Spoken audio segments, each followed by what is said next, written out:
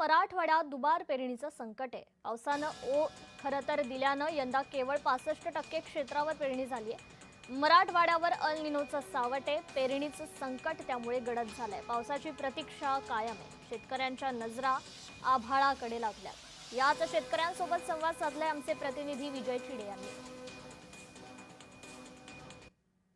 या वर्षी राज्यभरामध्ये अल निनोचं संकट कोसळल्याचं पाहायला मिळत आहे।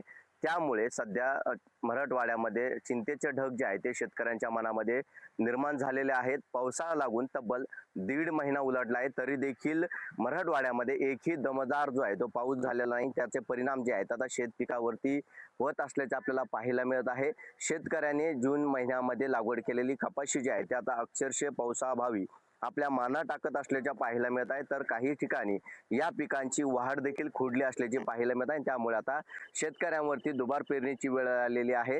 छत्रपती संभाजीनगर, जालना, धाराशिव, बीड या सर्व जिल्ह्यांमध्ये जर बघितलं तर केवळ 65% पेरण्या ज्या आहेत त्या पूर्ण झालेल्या आहेत। त्याचबरोबर नदी नाले जे आहेत ते देखील आता सध्या कोरडे ठाक असल्याचे पाहायला मिळते आणि ह्या संपूर्ण परिणाम जो आहे तो आता शेतकऱ्यांवरती जाणवत असल्याचं आपल्याला पाहायला मिळत आहे।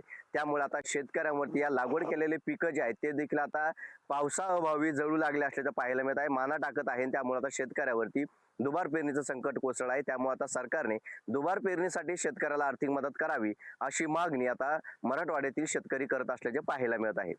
कॅमेरा पर्सन संतोष शिरसाटसह विजय चिडे, छत्रपती संभाजीनगर।